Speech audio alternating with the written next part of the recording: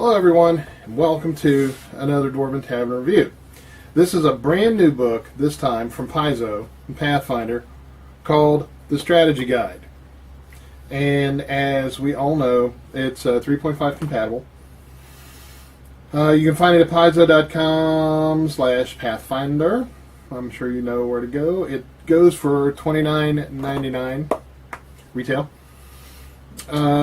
It is, as we peruse, it's 158 pages of yummy gaming goodness, and I'll tell you right now that it's getting high marks because it's a really cool concept.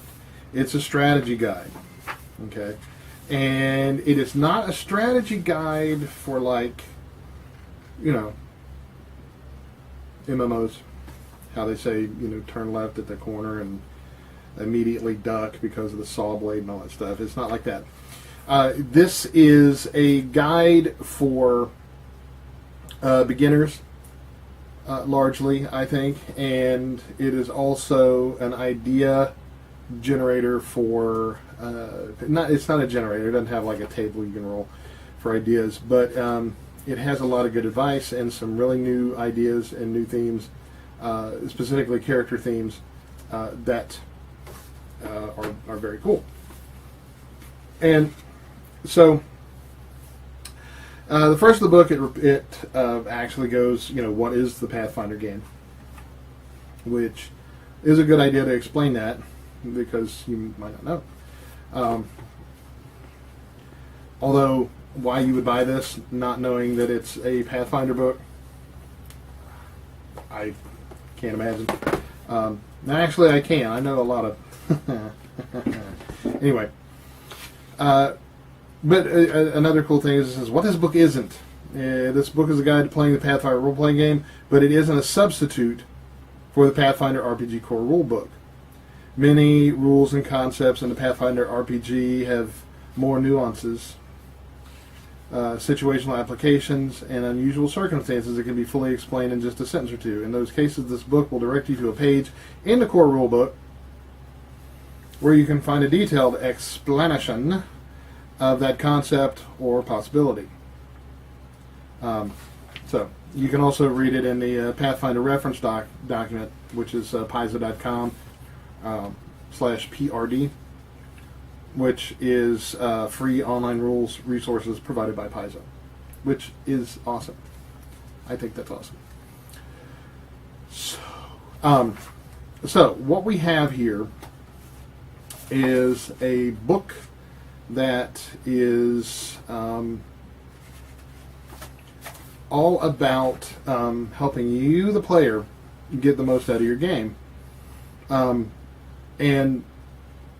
it begins with a chapter called Character Themes. Character Themes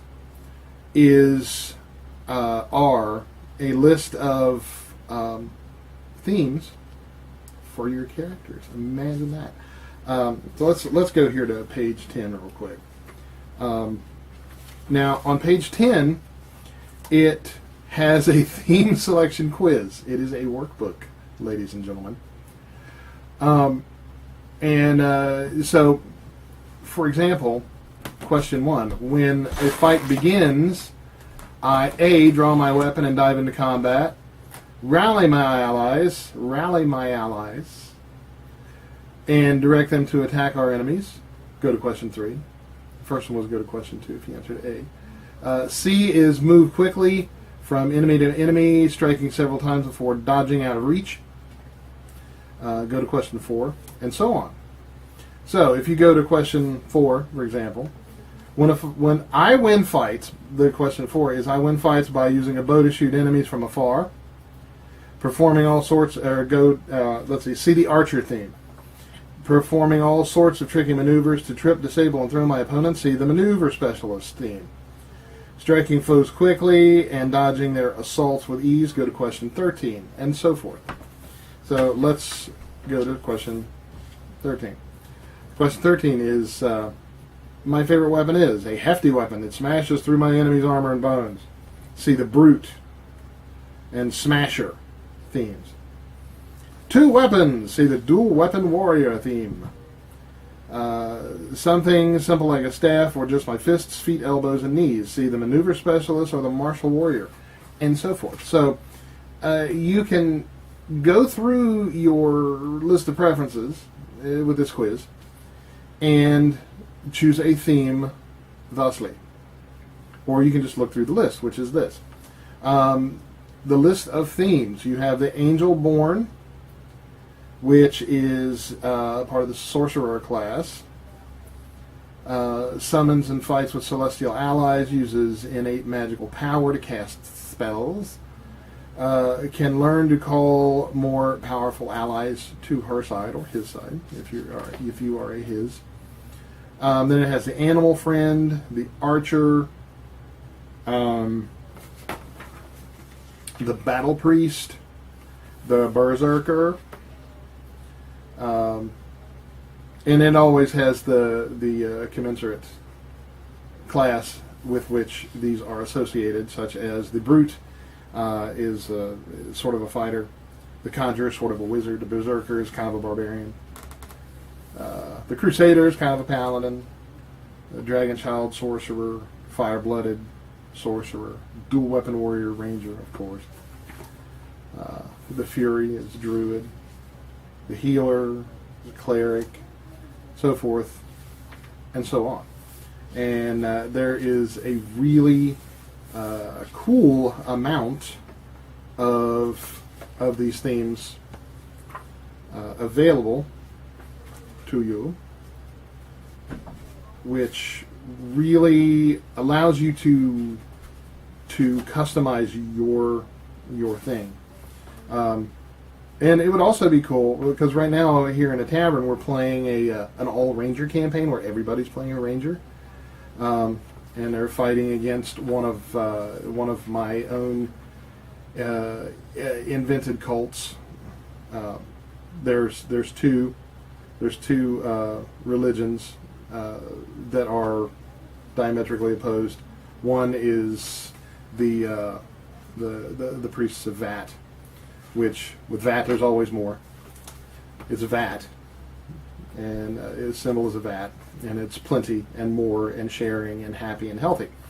The other one is the cult of Drain, which is D-R-A-Y-N-E, which is there's never enough. You take from others and waste it, and so those two factions are always at odds. More like Vat doesn't care, and Drain is always, picky and attacking and so forth. So there are 1, 2, 3, 4, 5, 6, 7, 8, 9, 10, 11, 12, 13, 14, 15, 16, 17, 18, 19, 20, 21, 22, 23, 24, 25, and 26. There are 26 different themes, starting with the Angel Born and ending with the Troubadour. So if you can't find something in this list, then that's not cool. Because there should be something for just about everybody. Okay, so they also have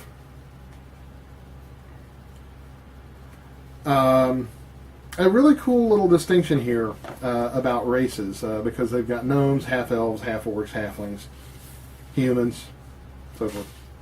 And it says race or species.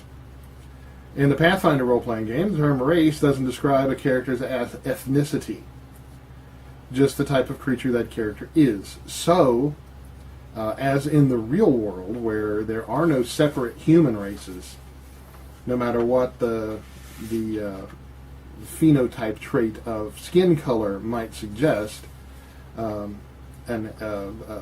Inuit and a Swede and a South American and an African are all human. That's that. They just have different skin colors based on their geographical evolution. That is the truth, because it all involves vitamin D production, believe it or not. So look it up. Look up the amount of sunlight available with the amount of vitamin D produced, because that's why some people have darker skin and some people have lighter skin. A lot of sun, darker skin, and it's not just a tan anyway. It has a class guide, very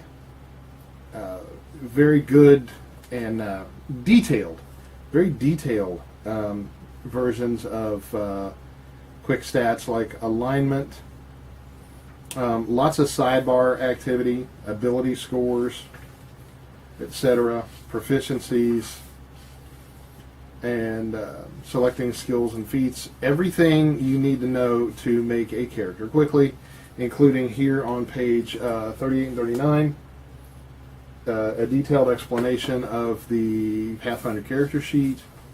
So again, very, very, very useful for beginners, and kind of cool, because especially if you're a veteran and you want to explain, right? You've got a newbie coming in, and you want to know how to explain it. Just take this book, and throw it at them, and when they leave weeping, you get your book back. Then it talks about leveling up each level for the Berserker and the Smasher, for instance, all the way to 20th level. And then it goes to the Bard, and it's in alphabetical order. Talk about each level, and you can see here for the Bard, right, on page 48 and 49, and 50 and 51. That's where it goes to for leveling. And it goes through each of the classes that way. Incredibly handy. So if someone doesn't know exactly what to do, or if you just need a, little refresher, incredibly cool. Then, again, as I said before, it's got all kinds of sidebar activity. How much detail should you add, uniting the numbers and the story, the backstory, the upbringing, the catalyst, the events, the Pathfinder source books, little kind of a shameless plug there, but that's okay because it's all cool. It's all good. Ultimate magic, ultimate equipment, etc., etc. Then it talks about, it goes into playing the game and downtime. It even discusses downtime. Let's see what it says. A role-playing game is a social experience, and many people use the downtime before and after games during breaks to socialize, For many players, hanging out to chat before and after the game or taking a break mid-game to grab dinner together is an integral part to their experience as rolling dice. What do we want to eat? Rolls dice, gets pizza. Because it doesn't matter what the dice say. Actually, it's not true. I have pizza dice. Downtime is also used to handle aspects of the game that aren't really part of the action, like leveling up characters. Players often use downtime to decide how to divide up loot and spend their hard-earned wealth, breaking out rule books and gleefully perusing the pages for cool equipment to purchase. There you go. So that's not character downtime, that's actual player downtime. So it has all kind of cool things like here on page 121, the flowchart for combat. Incredibly cool. What happens on your turn. Action types. I mean, it is a font of it's Arial, but that's not the kind of font I'm talking about. Attacks and damage. It is a font of information, and I think it is an irreplaceable, an indispensable, an inexpendable, or unexpendable addition to your library. Analyzing the battlefield, combat maneuvers, which is very cool. That's the one thing that I carried over from the Pathfinder rules to my own 3.5 campaign is the combat maneuvers, because it's a simple thing to do. Because, combat maneuvers in Pathfinder are non-damaging maneuvers like the disarm and the trip and the bull rush and well, here's a list: bull rush, disarm, grapple, overrun, sunder, ka-chow, and tripping, and other things like that that don't directly cause damage. Somebody swings, you grab their sword and hit them in the elbow and throw them yonder. That's not really an attack. That's a combat maneuver. So there you go. And it's very handy. It makes everything simple when you're talking about grappling. So overrunning and sunder and so forth. Then it has other kinds of combat maneuvers like dirty trick or drag, reposition, steal. You can steal something out of somebody's hand while you're fighting them, which is cool. Dirty trick like throwing sand in their eyes or dirt, or what have you. Minotaur. Haha, Minotaur in the face. I guess if giants were fighting, you could do that. So you got, there's also a portion on big hits and bonuses and death, which is inevitable, unless you're a lich. Then it's got all kind of stuff for spell casting and tactical consideration and combat tricks and narrative play and exploration and dungeon delving. It's all arranged in a really, really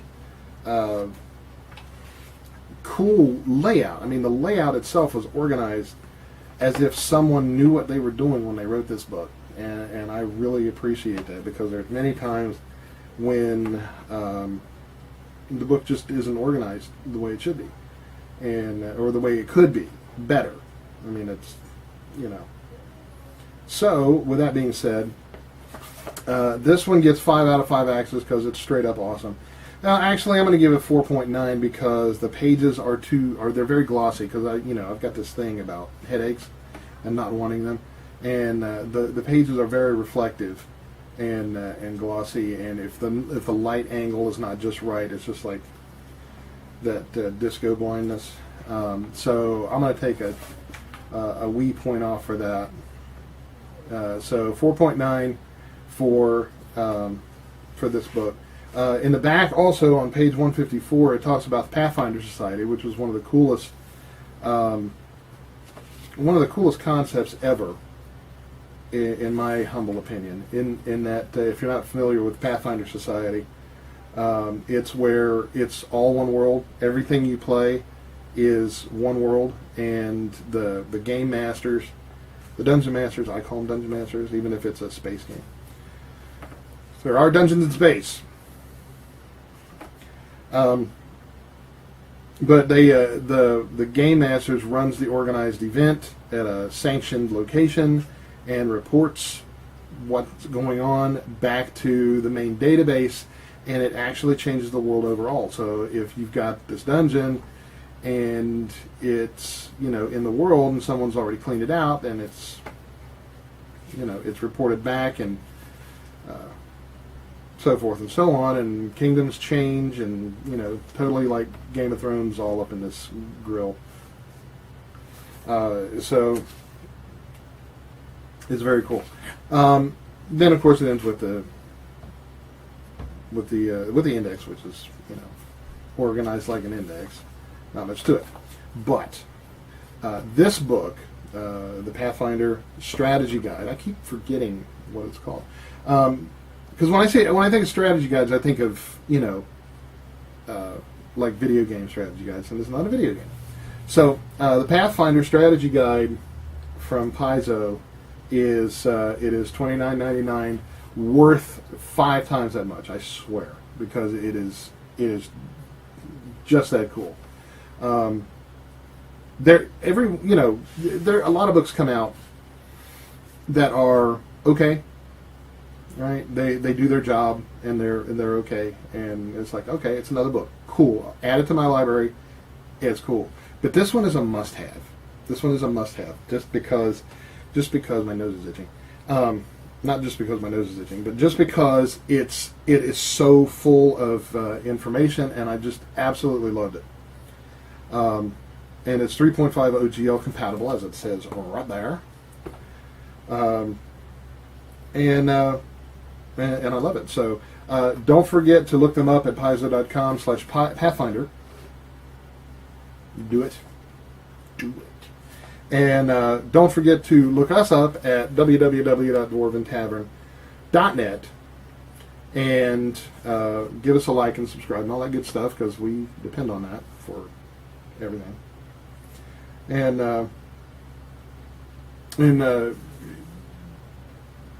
yeah, so I mean, I'm agog at this book because it was such a cool idea. And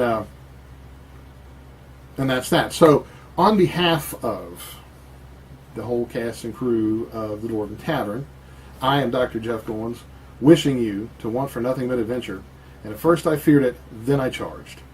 Thanks for watching, and we'll see you next time.